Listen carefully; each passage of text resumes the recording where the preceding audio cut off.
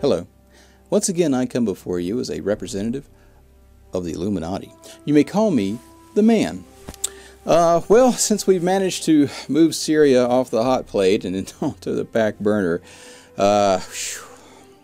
except of course for the Syrians, they're still very interested in what's going on there. I thought I'd take some time out to answer some questions that we received in the meantime. We were very focused on the particular thing. We still are, but so far it looks like we're not all going to be fighting a world war soon. So that's good news. That's a good thing. But one particular viewer wanted to know, could you tell me anything about those populated outer dimensions you keep mentioning? And I can and I can't. You see, I'm not exactly a dimensional expert. I have visited these outer dimensions, and they're pretty nice, I have to say. However, I do know some rudimentary things about them. There are in fact 7 dimensions overall. There's, of course, the middle dimension in which we find ourselves. We are right smack dab in the middle. If you think of the dimensions as colors of the rainbow, we are green. We're right there in the middle of it. And then, of course, the red and the violet dimensions, the outer laying dimensions, well, they're not populated at all. However, the ones that are next to us and the ones that are next to them are, in fact, populated. And, of course, the person who rules that is the Queen of England, the Queen of all the Britons and the UK. And, you know, some people are very particular about that. You can't just say Queen of England to some people. They get all offended. No, of course, the Queen herself insists that we call her the Queen of England and 3 of the 4 populated outer dimensions.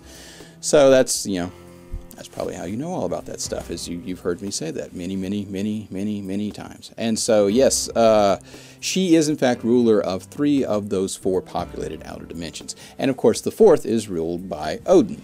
Now, you can visit some of these places. I'm not saying it's not, you can't do it. You have to, it's almost like downloading your consciousness into a machine, a vehicle. Even that's not right. There's nothing metallic about it. It's a container. Let's say container. It's a container that holds who you are as you move beyond these other dimensions, but in fact can interact. You know, see, dimensional. I'm not very good at explaining this. Let's look at it this way. Okay, you are a 3-dimensional person. 4 if you count time, but we're going to leave time alone. You're a 3-dimensional person. You have both height, and you have depth, and you have width, okay? Now, if you were to try to go visit beings that only had height and width, well, it'd be very, very hard for you to do. You could not flatten yourself flat enough to do so. You would have to somehow move your consciousness into something that would be able to interact with those beings, should such beings exist, which they don't, as far as we know. However, they were able to do that to come here, and in their natural territory, the Queen's people, they are in fact reptilians. They're, well, when they get here and they intermarried, they were then hybrid reptilians. But anyway, yeah, so they're kind of reptilian there. They come here, they look like us, except of course for the lips, but they sell lipstick for that, as I've said before.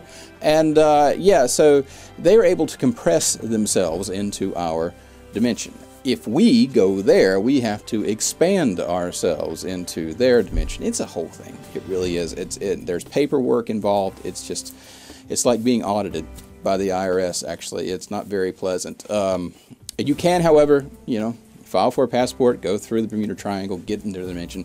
The weird thing, when you come back through here, it's a very disruptive process, and so you probably won't even remember that you went. Yeah, most people don't. I suppose you could take a camera phone or something and take pictures, but chances are you wouldn't be able to tell what you were looking at once you got them back here. Yeah, it distorts everything. So, and of course the 4th populated outer dimension, Asgard, for lack of a better word, because that's where Odin is, they don't take visitors. They're kind of standoffish. But anyway, they're lovely places. I highly recommend that you go visit sometime in the future when we can develop a technology that really kind of helps our consciousness kind of adapt with their consciousness. Anyway, we're working on that, and should we ever get that up and running, we'll give you a call so we can let you know how to visit these outer dimensions. And yeah, the great thing about those things is they don't have any politicians there. It's really nice. Really nice. Not even in Odin's realm, you know. You got Loki. He's about the closest thing they have to a politician. But everybody knows not to trust him. And